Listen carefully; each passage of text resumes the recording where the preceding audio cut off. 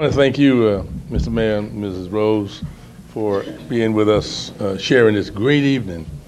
I just left the mayor. We were at a program about an hour ago. I left and I told him that I'm going to leave, and he said, I'm coming behind you. I said, I'm going to tip away. I stole away.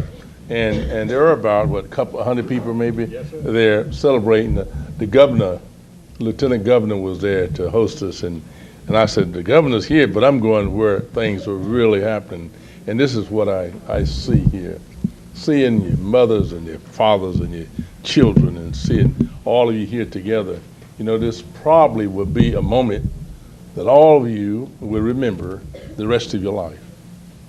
Probably will be a moment that all of you remember the rest of your life, because what you're doing is unmeasurable. You're making a difference in the lives of your children. And your children is really all that you have. Tomorrow is going to come and they're going to be with you. They're not going to agree with everything that you do. But your children is all that we have. And to see the moms sitting here celebrating with their children and us being able to say thank you, Tard and Mr. Mayor, just for us to say thank you for what you're doing and what you've done and what you're going to do on for tomorrow and on going on. It is far more exciting than where I just left. I just left leaders of the state. But this is really going to make the state what it ought to be. You all are the ones going to have to do that, not myself and not the mayor, because we are old. I am. Mayor's not. We're old, and you know what we're going to be able to do is depend on you all, and as we see you grow and see you become asking questions as you walk the hall, as you go in your public schools. And then to see mom sitting around, the most powerful word that will ever be used, mom, pops, is to tell your children how much you love them, in spite of the problems that you might have. The most powerful word is to look into your child's eyeballs and straight talk him and tell him how much you love him. And the same goes for you too, young bucks and young ladies. Go to your mom and to your dad and look at them and tell them how much you love them.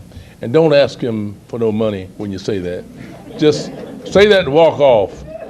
And in the mornings when you go to school in the mornings, you get up, you don't want to get up, your mom going to run you up and make you get up, get out. But before you leave, just stop for 3 seconds and say, hey mom, I love you, and just leave. Sometimes, you know, we don't know how to deal with when someone tells you words of that nature, especially coming from the family. We don't even know how to respond. A lot, especially the boys, they'll just walk off, turn their head, say, oh, mom. You know, but that thing rings all day during the day while they're in school. And that same feeling they get when they see their teachers and their counselors and whoever might have leadership on them. They are there, and they hear that. And the response and what they'll begin to communicate with those people will be far more positive. You never know what it means just for you to say that to your children. You might be upset with them in most cases, and a lot of times we are upset with them in most cases. But that's what it's all about. That's what love is all about. It's to say those things to our children. And when they're wrong, as Todd has done it so eloquent, I can't barely even near touch what he talked about. Let them know that they're wrong. But that don't mean throw them out in the water with the dishwasher. They are most precious. And I see that little lady there and the little lady sitting over there. We don't know what's going to happen in another 30 years. She's going to be a lady. She's going to be your child. You're going to have grandchildren. And you're going to depend on her to make decisions for you. I didn't get up here to try to spend a lot of time because I'm hungry, and I know you guys are hungry because we got some good eating out there, and we're going to deal with that in a few moments. But I do want to close by saying, just remember one thing to you parents and to the children. It really don't make no difference where you live, how much money you got, and what neighborhoods you live in, and what school you've gone to. At the end of the day, it's all going to come down to one thing, and that is how much service we give our fellow man.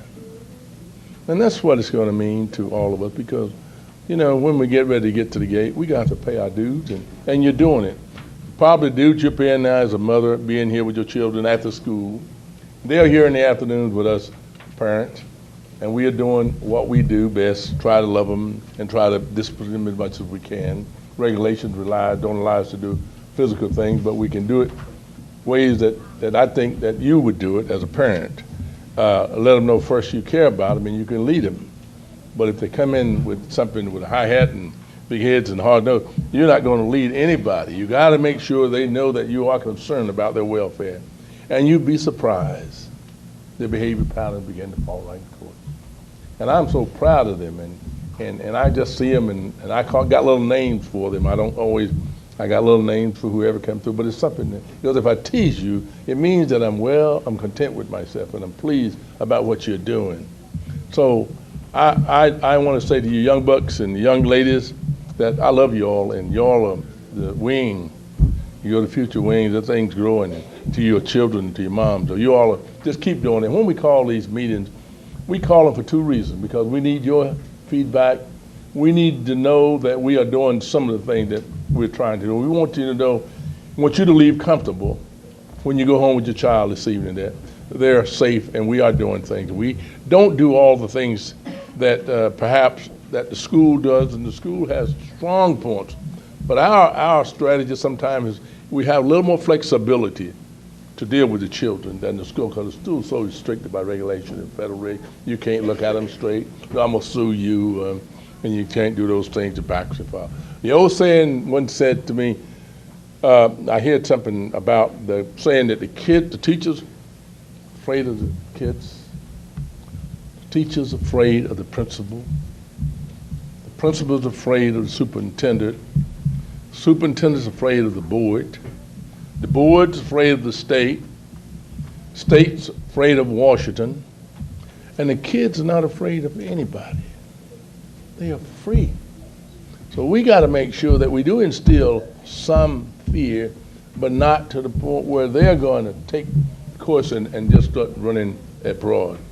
Do that, and I promise you, today it's unmeasurable, and with Todd and what the mayor's talked about, we don't know what tomorrow's going to bring us, but I guarantee you, if they continue to come here, and what we're trying to do with them, you won't regret it. We're going to be fair. We're going to be firm. We're going to straight talk them. We're going to look them in the eyes and say to you, I love you, but you're going to have to do such and such a thing. And sometimes, most cases, 90% of the time, Pat spends a lot of time with that, and her whole staff, and all of us do, but you, as moms and fathers, are the ones who are going to have to keep us on course. And when we do wrong, I want you to do me a favor. Call us. So I think that was wrong. We need to talk. And let us come on. We'll talk with you about why we did it and the way we did it. Anybody got any questions at this time? Any questions about any of those things? Thank you so much, and I'll maybe get a chance to really preach to you. I want to stand on the brakes of liberty and take a shot at creation, but I think I just sit down because I know at times I'm not going to allow us to do that. Thank you so much. God bless you.